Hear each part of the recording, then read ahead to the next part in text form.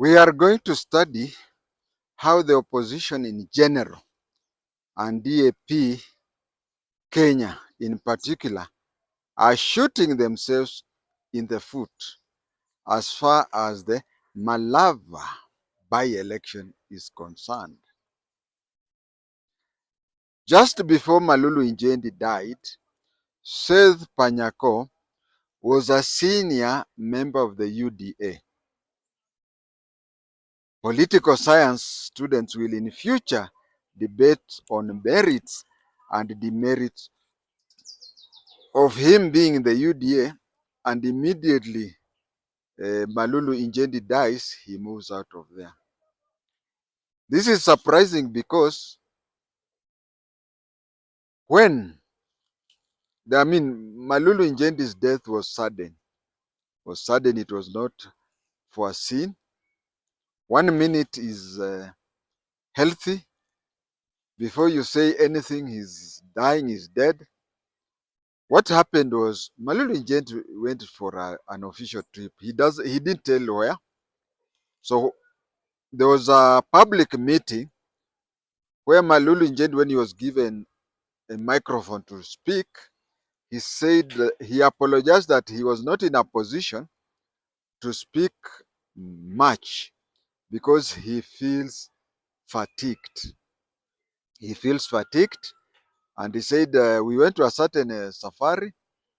When we went to that safari, when we came back, I feel fatigued. From that meeting, he went to the hospital, and reliable information has it that he was diagnosed with stage 4 cancer. So it is a sudden death that we are reminded every time that you can just collapse and die. And so the reason why his fiercest opponent, Seth Panyako, decided to move out of UDA, well, we may never, unless he tells us, we may only have to guess what he wanted. I expressed in the Facebook about the missteps of DAP and the opposition. And a young man told me that Eugene is an international lawyer, and he asked me, what about you? He was trying to tell me that having not gone to law, I was quoting law, yet Eugene Wamalwa is an international lawyer. That young man has no idea who SM Otieno was, because SM Otieno died in 1985, and I'm sure that young man was not even born at that time. But you know what? SM Otieno, whenever he used to deal with people, he used to tell the people to write wills. He used to tell them the importance of having a will. But when SM Otieno himself died, there was no will. There was no will. And even up to now, we can assume that he never wrote a will. Because there is some beliefs that you can write a will, and those who may not benefit from that will, or those who want to benefit more than allocated one in your will, may make sure that it disappears. But nobody has ever doubted, not even a single person to date has ever doubted about SM Otieno not writing a will. So you can never compare SM Otieno with Eugene Wamalwa.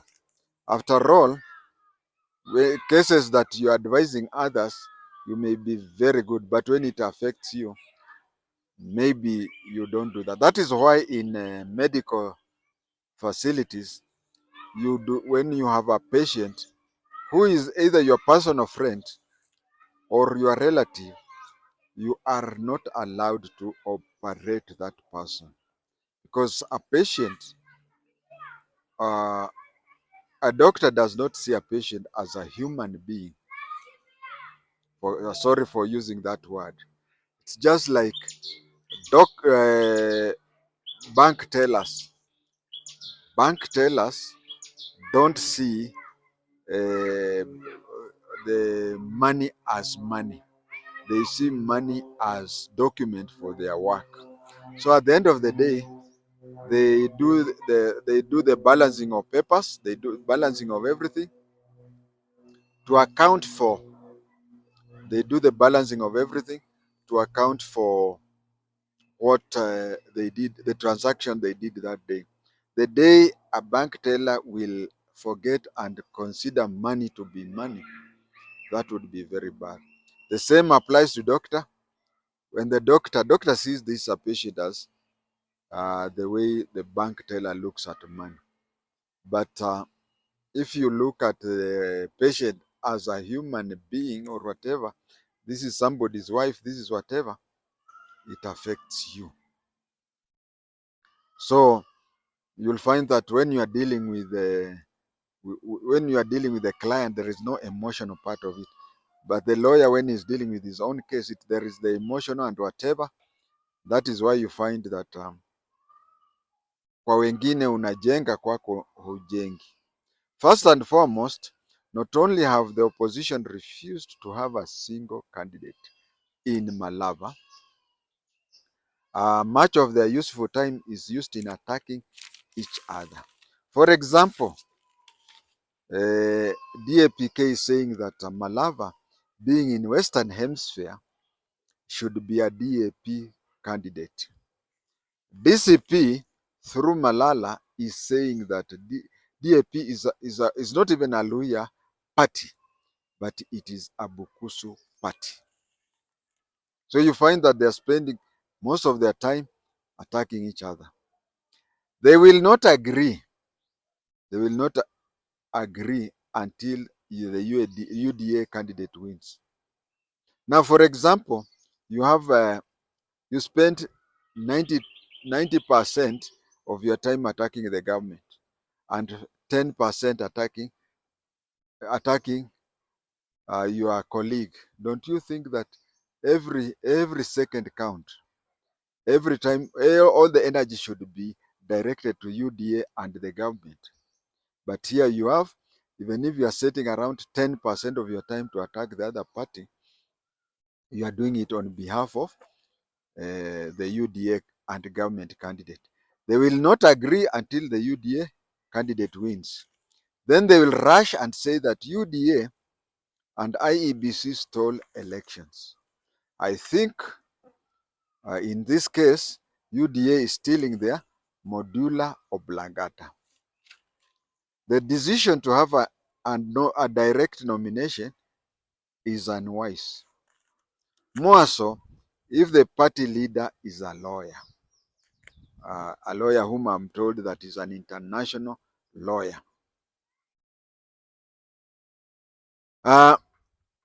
In this case, you'll find that it may start, what do you call it, cases and whatever, so and so on, so forth.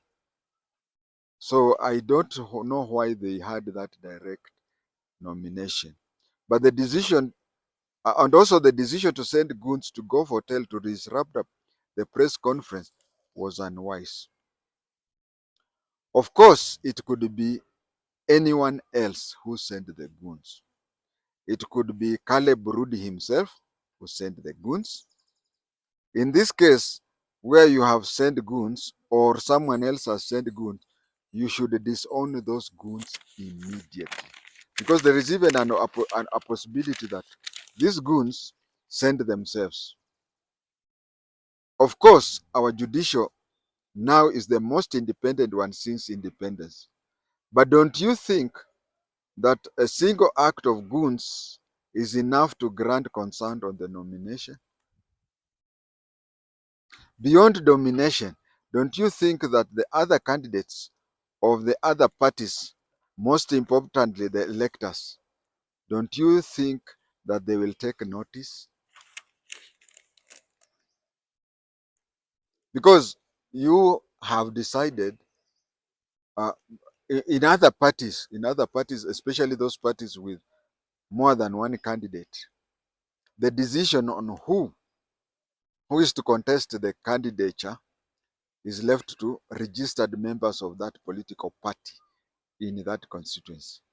Now you are telling the people that they do not matter because you have done your so-called what do you call research, and it has been found that this fellow is going to win. So don't be surprised if the other political parties, DCP, UDA, and others, and even the independents, will use that opportunity to say that your candidate will not matter to the electorate, but the candidate will only matter to the political party, such that when he is in the parliament, whatever decisions he made, should the decisions of the constituency and the decision of the political party not agree, then he will obviously follow the political party.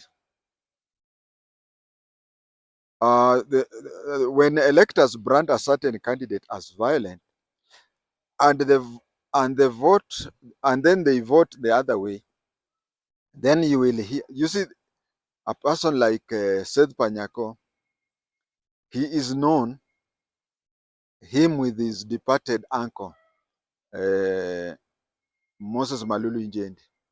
They are known to have been setting youths to fight against ya, which have been, I think, even have even caused death.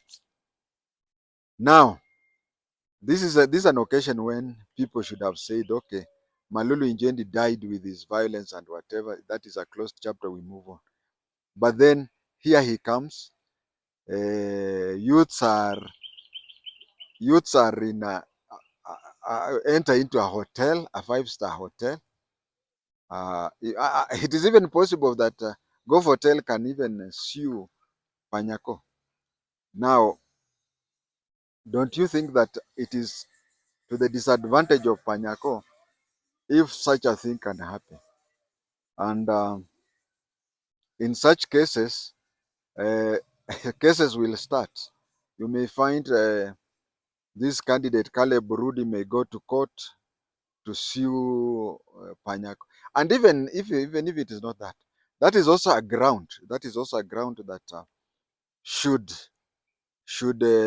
Seth Panyako win, it will be shown that during election campaign time, there were youths came out and violently disrupted an opponent. You see, so that is when I say when electors brand a certain candidate as violent and then vote the other way, that is the time you will hear that IEBC and UDA rigged the election. After such instances, because I'm very sure that the incident at Gulf Hotel, unless and until Panyako goes out and disowns those youths and say he never sent them.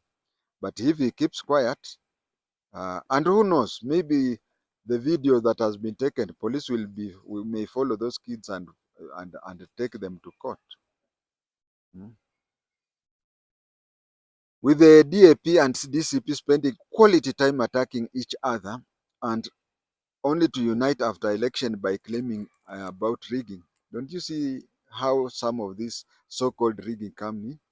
Between now and the day that the candidate will be presenting their papers to the returning officer, between now and that time when each candidate will be giving papers to the returning officer, I would advise Caleb Rudi, yes, I would advise Caleb Rudi to make sure that the RO is barred by the High Court from accepting the papers of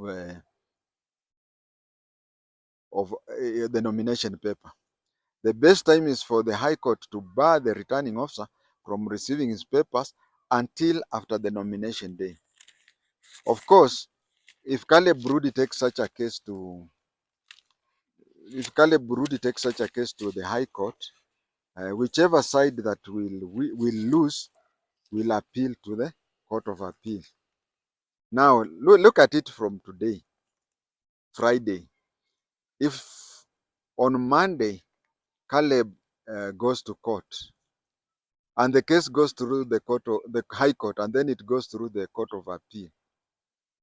By the time the Court of Appeal determines the case, don't you think that the IBC would have sent the list of candidates for the printing of the ballot papers? Now, in such a case, according to my understanding, is that that political party will not have its candidate on the ballot paper. That political party will not have a candidate on its. Do you remember the case of 2007 general election? Yeah, there are some candidates. There are some candidates who are approached by PNU. There are some candidates who are approached by PNU with the sole purpose of them appearing on the ballot paper on behalf of the PNU. What happened in South Nyanza in 2007? What happened was that there was a problem with the ODM nomination. So the candidates who were not nominated in the ODM, who felt that they had lost they went to court. When they went to court, it took long until the nomination day arrived, and the PNU candidates just were declared elected councillors unopposed. They were elected councillors unopposed. So it can happen that losing candidates, and this one is more towards DAP, but it doesn't mean that it ends there. It can even go to any other political, apart from the candidates who are contesting as independent. And apart from those who are contesting as independents, any person in a political party, if they are not careful, they can be blocked that way. So that is the example I've given, whereby direct nomination may end up in your political party not appearing on the ballot paper. Upon this happening, the fight would have gone a step further. Now, who will take maximum advantage of the political orphans of Seth Panyako and DAPC? Will Malala take the advantage and use it for the DCP candidate to win? Or would UDA win? But I can see if such a thing happens, the Malala candidate, Busiega can easily use that, because anything happening negative, usually people turn to say that it is the government that did that and whatever. Just like now, we have a good number of people who are unhappy with the way the goons purporting to be representing Panyako did. But if those goons are arrested, or if Panyako is blocked, they will turn and say the government is the one doing so. So who will take maximum advantage of the political offense of Seth Panyako and the DAP orphans? With the NIS playing the unfair card of covertly advising UDA, others will be told that the opposition were preaching water while taking wine. This is what I have in mind, that people will say that other political parties, there is a dictatorship and whatever, just like ODM. It is said that the people may have 99% trust in you, but the 1% of Raila, when he says no, it is no. That is where they say chama kina wenyewe. So maybe the NIS can convince the UDA, but UDA has a lot of people. We don't know. Tomorrow, Saturday, is the nomination day. Now, we don't know how those losing will react. We don't know how those, because UDA will have one candidate, and whichever candidate is there, the most important thing is the other candidates who wanted that seat how they will react. There are three ways of reacting. There is one reaction where they'll just accept and move on. There is another one they'll accept and campaign for the winning candidate. But the worst is rejecting it and decampaigning for the winning candidate. Uh, According to what is happening to Caleb, UDA may hijack the mandate of, or it can hijack those losing candidates from DAP member in the constituency. Seth Panyako and his uncle, the late Moses Malulu Injendi, were known for violence. They were known for misuse of youths for political violence. And as at that thing, that the youth who attacked Caleb Rudi still reminds Malavans that it's only the forests that have changed, but the monkeys have remained the same. As I said, at this particular point, Nani has very many cases which they can delay him. In fact, the best way to finish Panyako is to make sure that he does not appear on the ballot paper.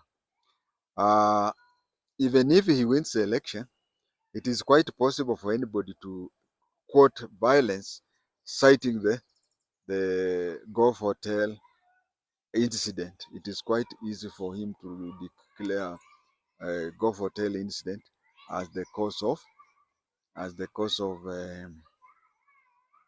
concern, as the cause of concern. So again,